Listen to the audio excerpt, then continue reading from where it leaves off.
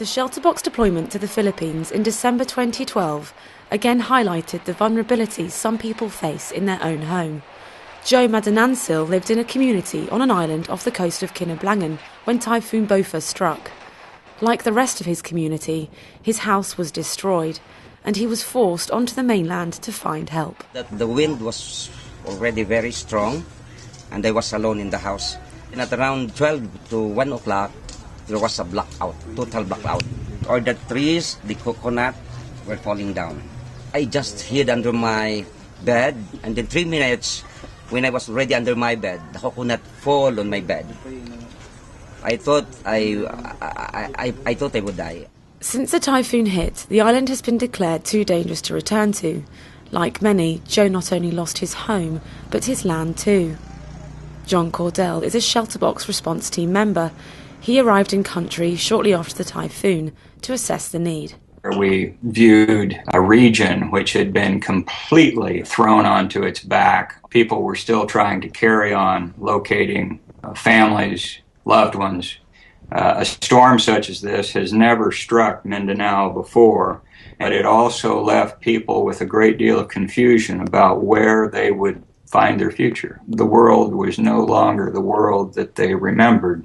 John returned 4 months later to see how families were coping with the situation. We visited in April, and one of the questions that came up was if there was any truth in the fact that the government would be taking the ShelterBox kits back and that the people staying at the Kinablangan camp would have to move onward. Of course, ShelterBox doesn't work that way. But nonetheless, in an environment of disaster, uncertainty kind of causes confusion. Confusion adds to the uncertainty.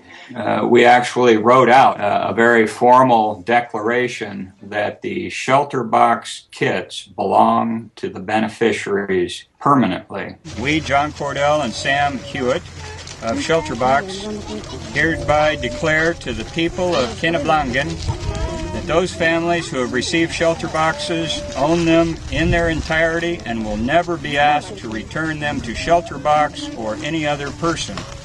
Signed, John Cordell, Sam Hewitt. I think probably one of the biggest benefits that ShelterBox can convey to people in these circumstances is to try and reduce the uncertainty that is almost overwhelming for them. In the case of the ShelterBox kit, it gives them something that they can be certain about. They know they have a roof over their heads. They know that they can keep their kids warm at night. That life, at least in a very small way, will continue as before.